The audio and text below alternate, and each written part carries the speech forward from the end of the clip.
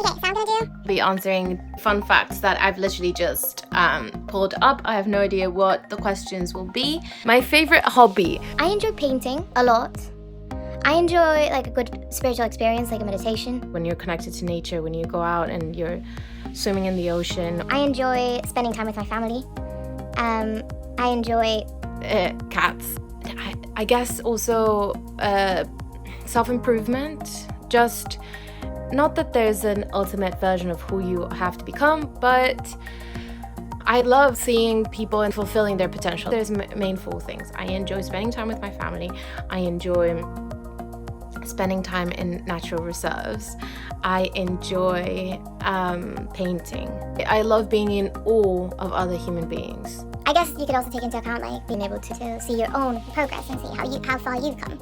Okay, I love obviously all my loved ones in my life. I love many things. I love love. I love feeling happy. I love dancing. I love swimming. I love sweating, as in like in a workout situation, not just general.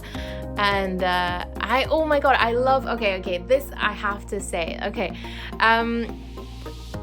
and I love when you get to work with a creative team that everyone's sort of pulling their weight. Everyone is exploring to the maximum of their abilities, not in a way that you're overstretching yourself, but in a way that I've always wanted to be able to know how far I can go, be creatively, obviously, costume design or lighting or special effects or, just a fantastic story. Like, I love being in a project in which everyone can grow. And when you have a good story, you're reminded that there's a higher purpose, and it's not just like, oh, myself and my career and my visibility. It's more like, what effects or what impact can I have in the world? Or can this play, this image, this script, this story have in the world? I look up to people who are brave. I look up to people who are not afraid to try something new. I look up to people who are funny. I not in a self-deprecating way, but just either have a funny bone, everything that they do is funny. I look up to people who are smart. They do what they love to do. I think it's actually a good practice to look up to almost anyone, because you get to see the value of every person. Okay, this art. Oh crap, I swear to God I did not read these because I didn't want it to be like, oh my God, acting. Okay, this art speaks to me because my soul fucking expands. It just, if I'm in a theater, for instance, it just, whoa, I can see that there's, whether it be storytelling or the character or, because it's a collective effort or movement, energy, it just goes until the end of the space, and it just covers the whole space, and it encompasses the audience, because obviously the audience is the last cast member, and it affects so much. So I'm just, I love the art because it allows me to grow as a person. It challenges me in so many ways, because in the industry, it's not just your craft, but it's also you being an entrepreneur in the fact that you're the product you're trying to sell, you're making the networking connections, you're allocating resources and everything, and it's allowing me to become the best version of that I could ever be. So the art speaks to me on a craft level, on an entrepreneurial level. It speaks to me on a level of storytelling and influencing, I guess, the world in which, by choosing the stories that you want to tell. A funny or embarrassing memory of me is, this is the first memory that came up to me. I don't know why. I think I remember this memory yesterday, probably, that's why. So my first audition ever, it was in high school, and I was the youngest of the people auditioning. I did this audition. Well, this something else came off of my presence that was so freaking confident. When I was a kid, not a baby. When I was a baby, I loved to dance, okay? And I guess I had my dance move, whatever. But when I was a little bit a toddler and stuff, I was incredibly shy up until that first audition. I was incredibly shy. I spent my break time reading, because I preferred reading. I just thought that reading was way more fun and interesting than silly games that you played with your friends. I didn't see the value in running and getting sweaty outside the classroom, and then just running after kids the same age, that my brain wasn't expanding, but I didn't understand the knowledge of movement and the value of movement and the value of friendships. I guess back then I was like more like, oh no, like this is so interesting because I get to read the stories of these like tiny spies or like the adventurers, you know, and like, oh, I'm going to ancient Egypt and I'm going to like Mesopotamia, like whatever. And I was like so enthralled by that. And I guess there's nothing positive or negative about that, but okay. Funny or embarrassing moment was that okay, so I just wanted to say that the first moment of the audition, yeah, something bigger, different than myself came out.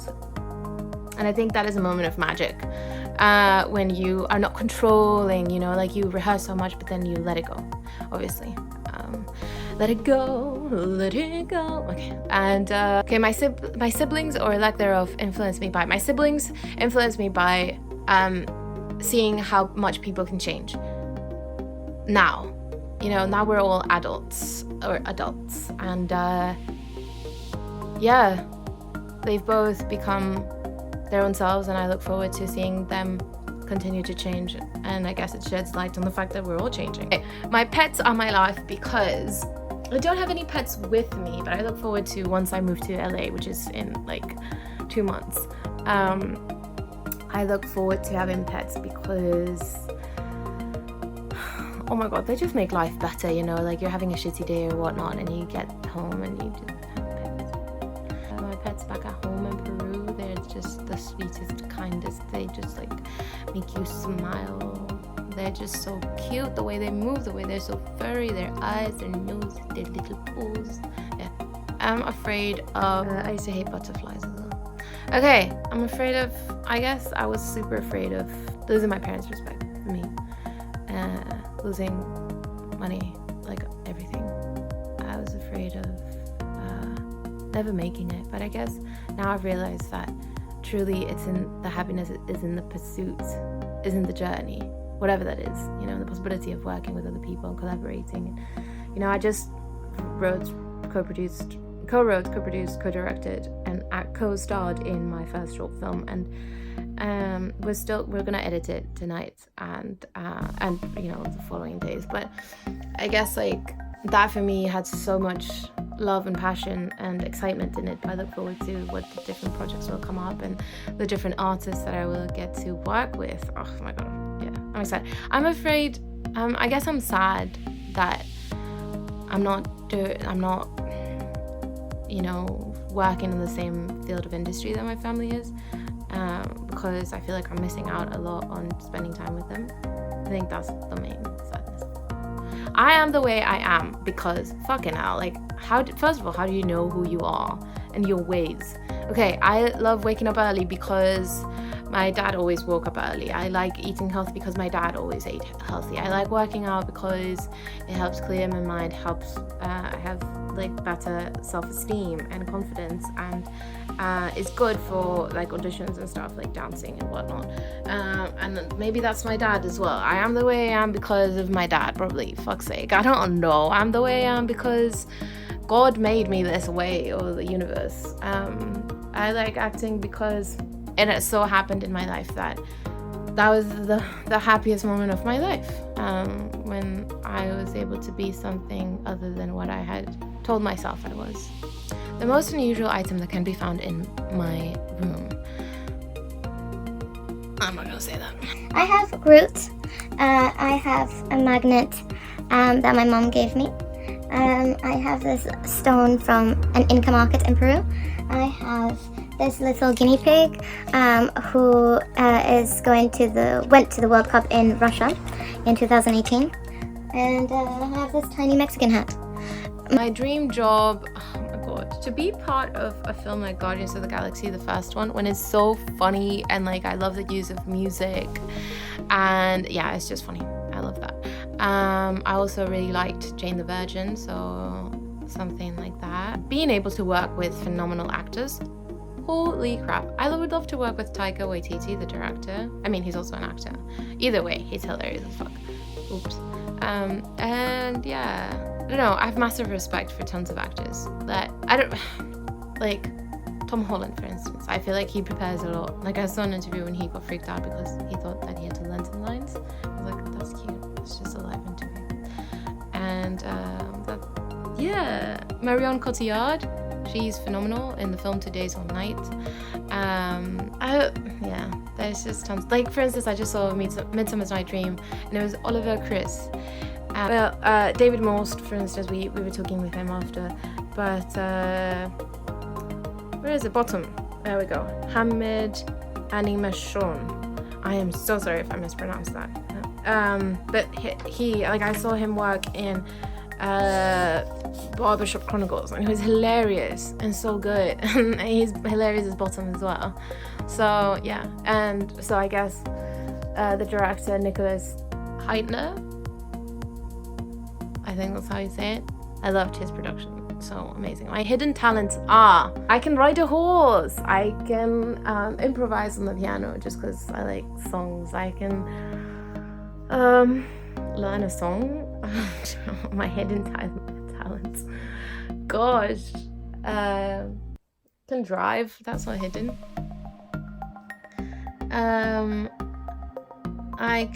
I love coming up with phrases that have alliteration. I love alliteration. So we were walking with my sisters and we were like, 99 naked nuns. My guilty pleasure is, I was gonna say sushi. My guilty pleasure, I love digging my toes in the sand.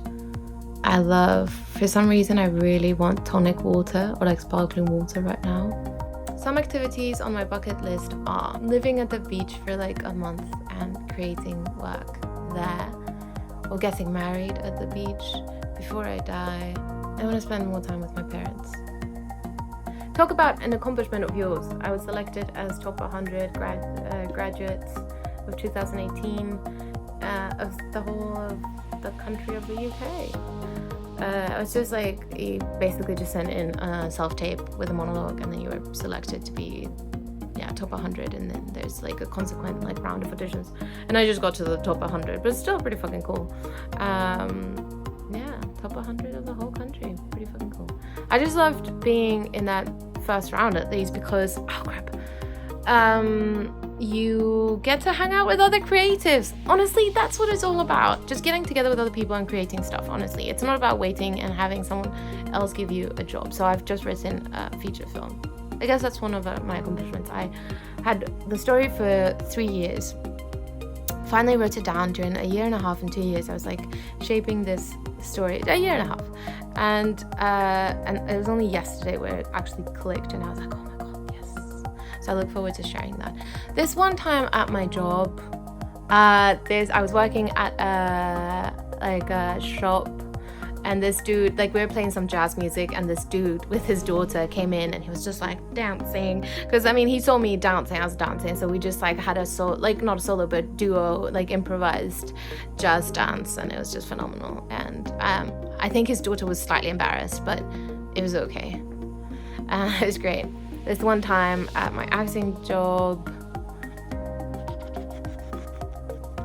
I had to lie down in the cold, wet sand in February in the beach of Margate, and it was beautiful because the story was nice, and because everyone was like actually, attentive, and they weren't mean. And this one other time in my job, I saw a dead dog in another set in Peru, and I was very freaked out. And I just touched my wound. During this summer, I went to LA and I fell in love with the city. Love the palm trees, the sunshine. The idea of the ocean is so close by.